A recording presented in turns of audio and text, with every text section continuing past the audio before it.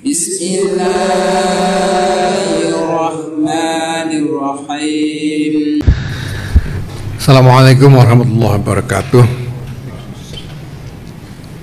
Alhamdulillah wa syukurillah wa salatu wassalamu ala rasulillah sayyidina maulana Muhammadin ibn Abdillah wa ala alihi wa sahbihi wa wala amma ba'd. Selamat siang teman-teman saya hormati. Terima kasih. Sekarang ini alhamdulillah kita sudah bisa melaporkan kepada masyarakat hal-hal yang berhasil dicapai selama pergulatan kurang lebih 3 tahun sejak kepengurusan periode ini. Dan kebetulan sebentar lagi kita juga akan menggelar peringatan hari lahir Nahdlatul Ulama. Saya kira sudah diketahui bahwa kami memperingati hari lahir Nahdlatul Ulama ini dengan 2 kalender. Kalender Hijriah dan kalender Masehi. Menurut kalender Hijriah, hari lahir NU itu adalah 16 Rajab. Di NU didirikan bertanggal 16 Rajab 1344 Hijriah. Nah, tanggal Masehinya adalah 31 Januari. Didirikan 31 Januari 1926. Nah, maka kami selalu berusaha untuk membuat peringatan harlah itu secara tersambung antara 16 Rajab dan 31 Januari ini. Nah, kebetulan tahun ini 16 Rajab itu jatuh persis tanggal 16 Januari. Jadi ada 2 minggu jarak antara kalender Hijriah dengan kalender Masehi ini. Maka kami akan mulai nanti rangkaian kegiatan harlah itu dimulai dari 16 Rajab.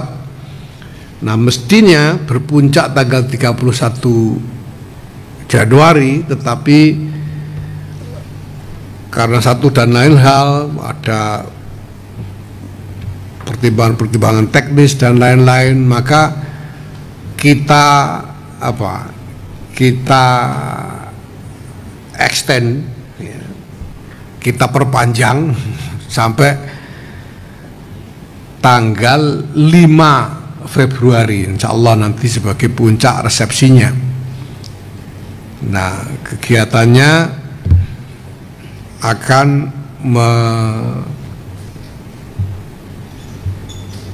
mengadres 2 agenda kemasyarakatan yang paling utama, yang menjadi kiprah NU, menjadi domain dari khidmah Nahdlatul Ulama. Yang pertama menyangkut pendidikan, dan yang kedua menyangkut masyarakat di tingkat akar rumput. Maka nanti kami akan menggelar satu pertemuan yang bersifat nasional untuk membicarakan dan membuat perencanaan lebih konkret, di samping evaluasi atas semua yang sudah berjalan menyangkut pendidikan, dengan apa yang akan kami sebut sebagai Kongres Pendidikan Nasional NU. Karena NU ini punya sekian banyak model lembaga pendidikan dan ribuan, puluhan ribu satuan atau unit-unit lembaga pendidikan. Jadi mulai dari Raudhatul Atfal atau taman kanak-kanak yang jumlahnya ada 13.000, kemudian pesantren yang jumlahnya 26.000, kemudian madrasah dan sekolah untuk pendidikan tingkat dasar dan menengah yang jumlahnya sekitar berapa?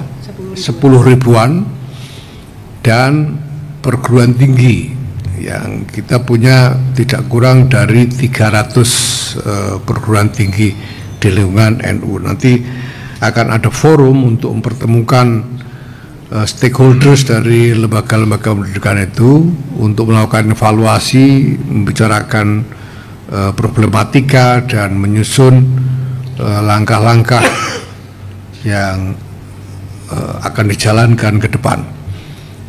Yang kedua, dalam domain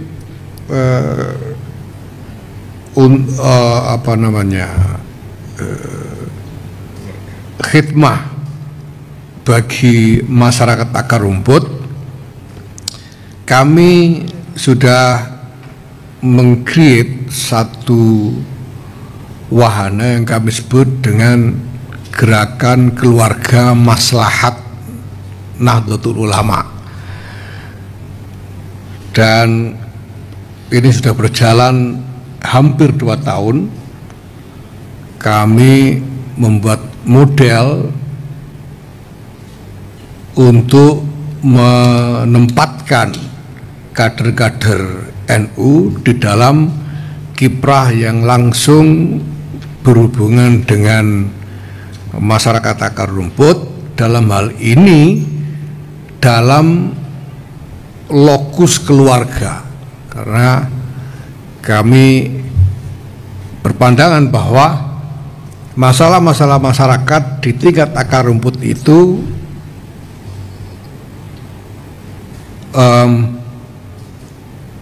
wadahnya ada di keluarga. Masalahnya muncul di keluarga dan bisa diadres melalui keluarga-keluarga itu. Nah, ini sudah berjalan hampir 2 tahun. Kami membentuk satuan tugas sampai ke tingkat desa, dan sekarang ini alhamdulillah kami telah berhasil menyelesaikan pembentukan satgas-satgas Gerakan Keluarga Maslahat NU ini sampai ke tingkat desa di 10 provinsi, yaitu di Jawa ini minus Jakarta ya, minus Jakarta, karena kami masih harus belajar banyak tentang masyarakat kota gitu. Kalau masyarakat pedesaan kami kira-kira sudah agak hafal lah. Jadi untuk Jawa ini semua sudah terbentuk sampai ke desa selain Jakarta. Dari Jawa Timur, Jawa Tengah, daerah istimewa Yogyakarta, Jawa Barat dan Banten sudah, kemudian Lampung, Sumatera Selatan, Sumatera Utara ya. Kemudian Kalimantan Selatan, dan sekarang kita melangkah ke Sulawesi Selatan dan NTB, Sulawesi Selatan dan NTB. Nah, kami berharap bahwa ini bisa diperluas secara nasional ke semua provinsi. Nah, sementara ini dalam 2 tahun ini kami sudah berhasil membentuk di provinsi-provinsi yang saya sebut tadi, dan kegiatan sudah berjalan. Sudah ada partisipan gerakan ini partisipan terdaftar tidak kurang dari 2 juta keluarga di seluruh Indonesia, lebih dari 2 juta keluarga. Saya kira hampir 2.500.000 keluarga ya. Jadi sudah cukup banyak selama 2 tahun ini dengan berbagai macam kegiatan terkait dengan masalah-masalah keluarga itu sendiri, mulai dari parenting sampai dengan keuangan rumah tangga, kesehatan, pendidikan dan lain sebagainya. Nah, Maka nanti kami juga akan menggelar satu klaster kegiatan dalam rangkaian Harlah ini. Jadi kalau menurut kalender Masehi ini nanti akan menjadi Harlah yang ke-102 dari 1344 sampai 1446, jadi 102. Kalau kalender Masehi ini menjadi Harlah yang ke-99, 1926 ke 2025. Kami akan menggelar selain Kongres Pendidikan Nasional NU tadi, juga Kongres Keluarga Maslahat NU. Nah, itu nanti ada sejumlah kegiatan dalam rangka itu, ya, berupa side event, ya, termasuk diantaranya adalah insya Allah kami akan menggelar Festival Keluarga Indonesia, insya Allah nanti. Nah, kemudian kita puncai dengan resepsi yang insya Allah akan kita laksanakan pada tanggal 5 Februari di Istora Senayan, insya Allah. Nah, teman-teman sekalian, ini sebetulnya adalah juga merupakan semacam etalase dari pergulatan NU selama periode kepengurusan ini, yaitu sejak awal 2022. Kita tahu muktamar ke-34 di Lampung diselenggarakan akhir 2021 dan kepengurusan periode ini mulai bekerja awal 2022. Nah, dalam rentang 3 tahun ini kami mengerjakan 3 agenda utama yang keseluruhannya sebetulnya merupakan agenda konsolidasi organisasi. Kami menetapkan bahwa sebagai agenda utama yang harus mutlak kita kerjakan saat ini adalah konsolidasi organisasi karena 2 kepentingan. Pertama, karena NU sampai dewasa ini sebetulnya telah mewarisi 100 tahun kiprah dengan warisan yang luar biasa raksasa. Ya, kalau dilihat lembaga pendidikan yang sudah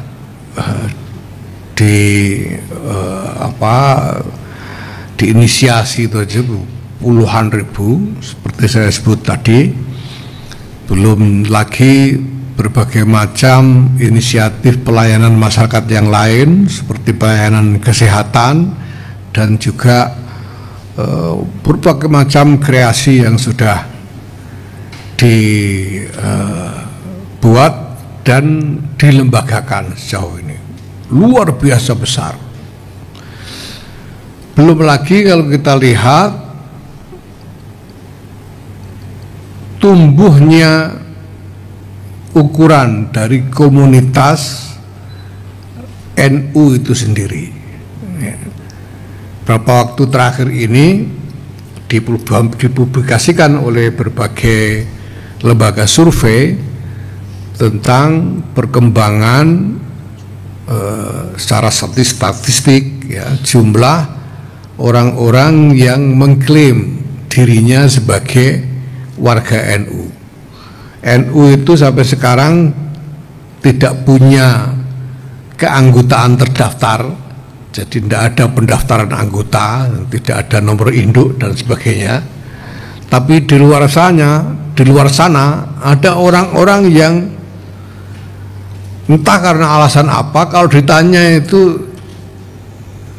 kalau kita tanya apakah Anda Muslim, apakah Anda ikut organisasi NU atau Muhammadiyah atau Persis atau yang lain, itu yang menjawab NU menurut survei-survei mutakhir, misalnya LSI tahun 2023 mengumumkan bahwa 56,9% penduduk mengaku sebagai orang NU. Itu luar biasa besar.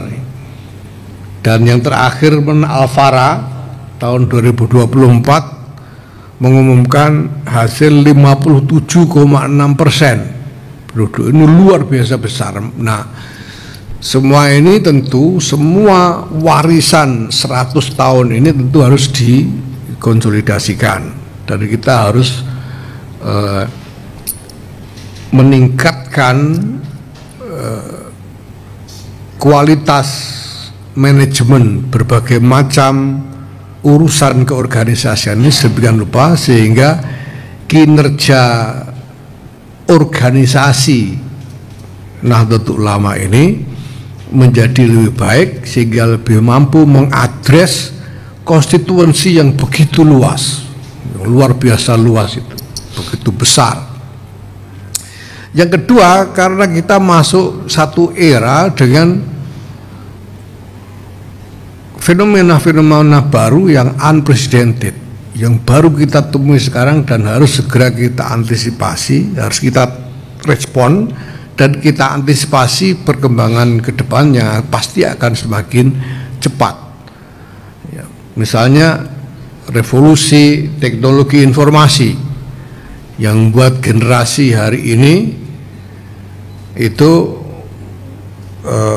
sangat terekspos oleh teknologi-teknologi informasi yang baru itu, dengan internet, dengan artificial intelligence dan lain sebagainya. Nah, ini harus direspon.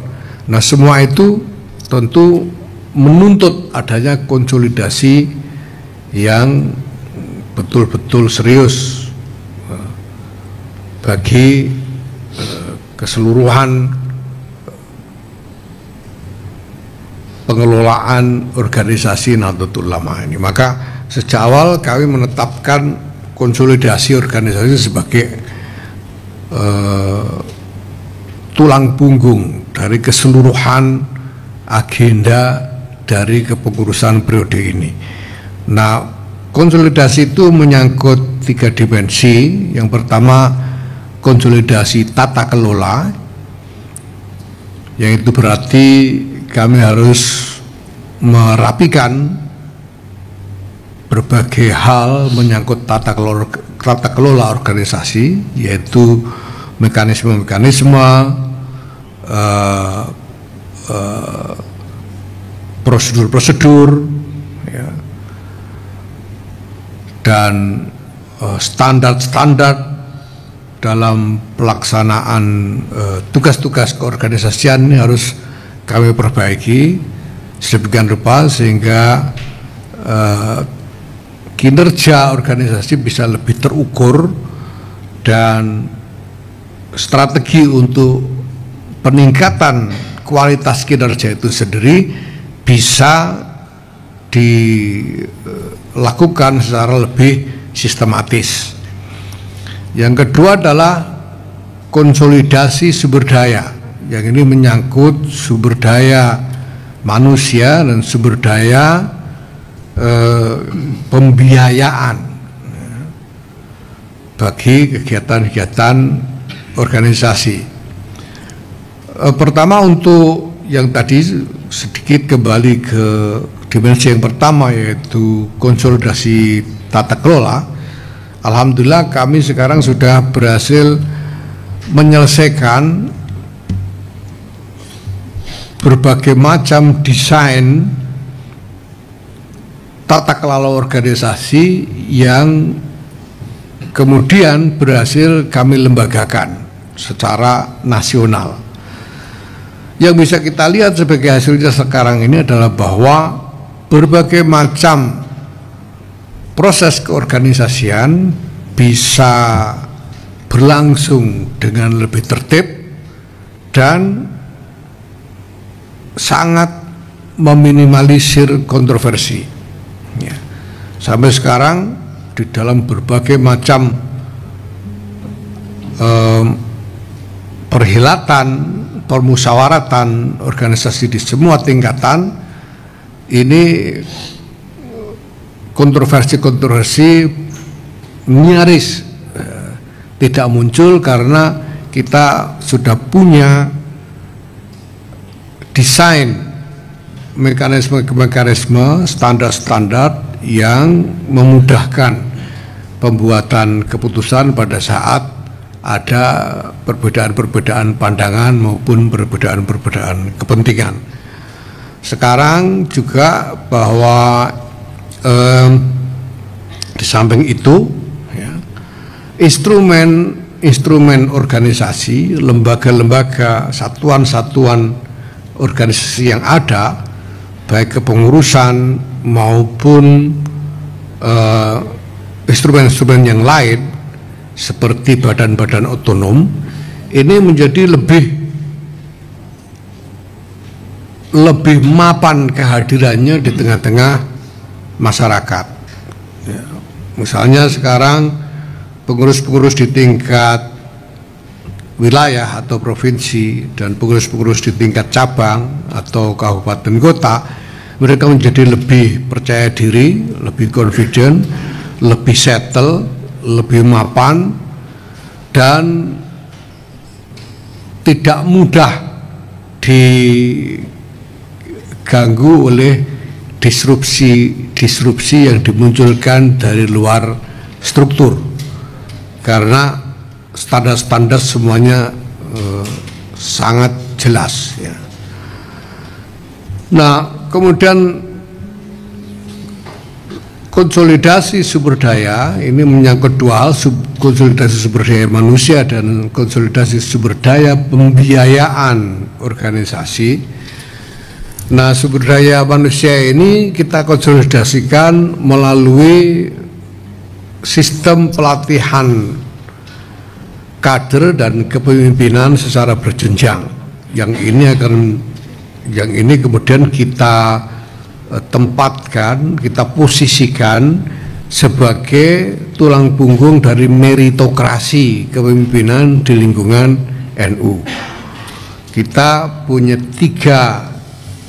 kita desain 3 tingkat pelatihan kader dan kepemimpinan. Yang pertama pelatihan dasar yang kita sebut dengan PDPKPNU atau pendidikan dasar kader penggerak NU,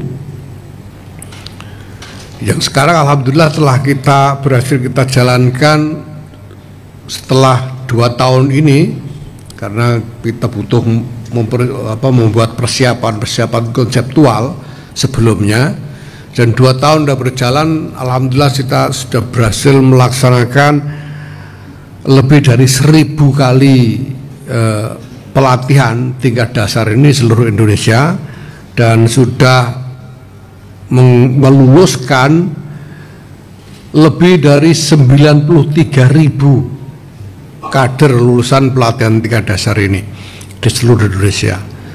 Ini masih jauh dari target, karena kami menargetkan nantinya kalau sudah full throttle ya, kalau sudah penuh ritmenya, kita berharap bisa melatih setiap tahunnya sekurang-kurangnya 150.000 kader untuk tingkat dasar ini.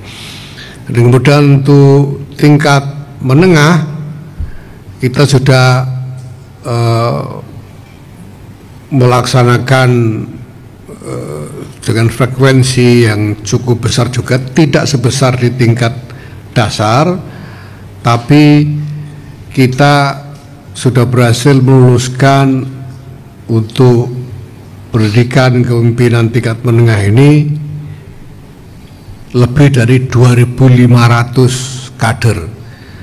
Nah, untuk tingkat puncaknya kami sekarang dalam proses untuk menetapkan desain pelatihannya yang akan kita sebut sebagai Akademi Kepemimpinan Nasional NU, dan insya Allah akan segera kita mulai pada bulan Juli yang akan datang, insya Allah. Ini akan kita rancang dengan materi-materi yang bukan hanya relevan secara domestik, jadi untuk dinamika dalam negeri saja, tapi juga relevan terkait dengan dinamika internasional, insya Allah. Kemudian, sebagai hasil dari konsolidasi sumber daya manusia ini, kita sekarang punya personil-personil yang lebih berkualitas dengan kapasitas yang terukur standarnya untuk mengoperasikan organisasi ini di berbagai tingkatan.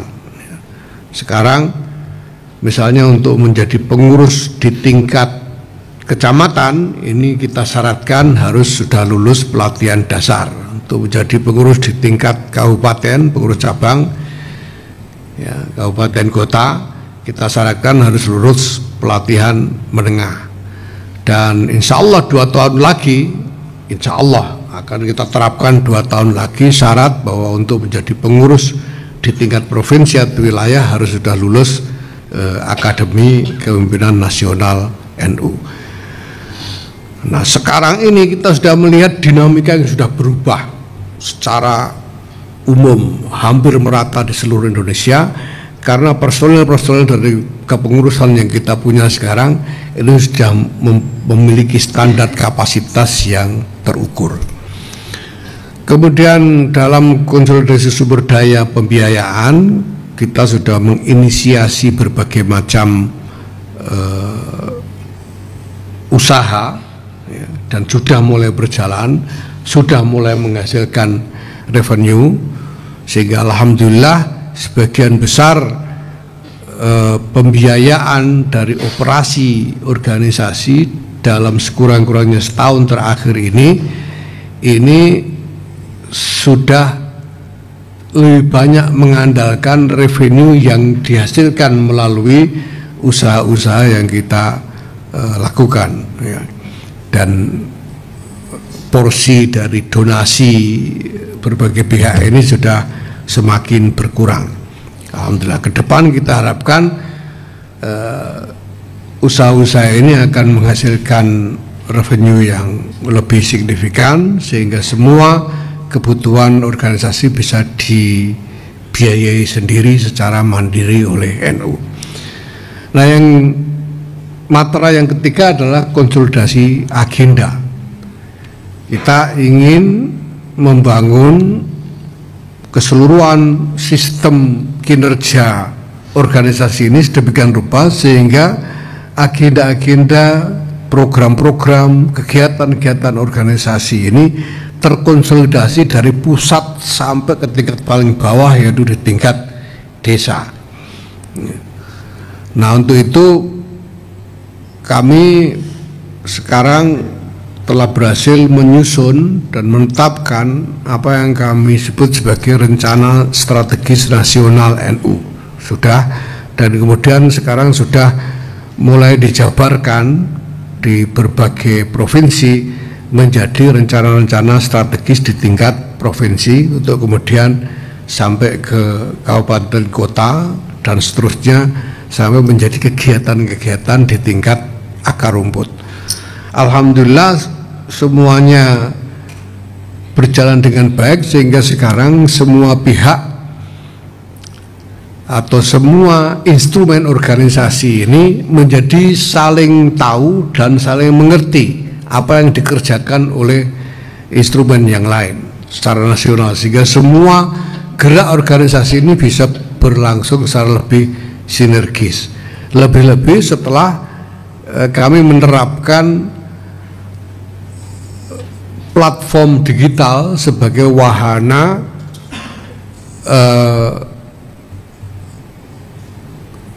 manajemen atau wahana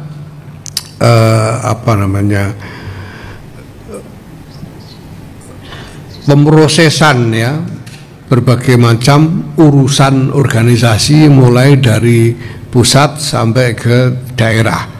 Sekarang kami sudah punya satu platform digital untuk berbagai urusan administrasi organisasi ya, mulai dari pusat di PBNU sampai ke tingkat kabupaten kota cabang, alhamdulillah, yang kami sebut sebagai Dikdaya Persuratan.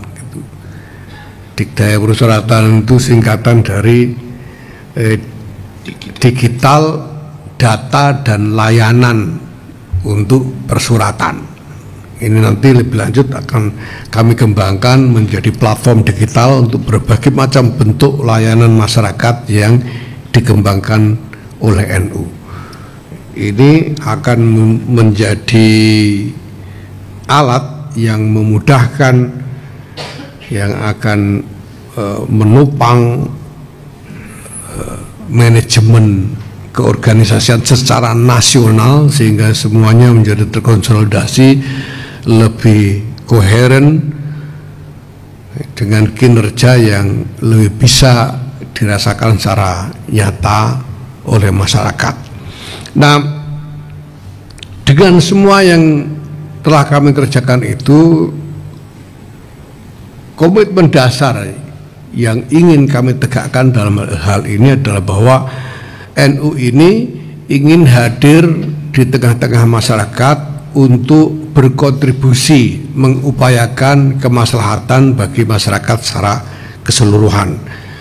Dan upaya ini akan dan untuk itu ya, untuk berkontribusi itu NU menyediakan diri untuk bekerja sama dengan pihak manapun yang punya tujuan yang sama, yaitu menghadirkan kemaslahatan bagi masyarakat ya.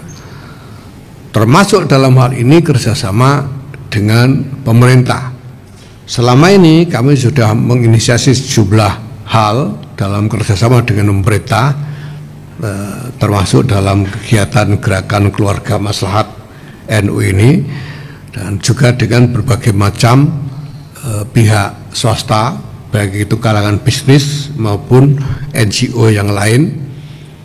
Dan kami bisa katakan sekarang ini kami siap untuk berkontribusi ya.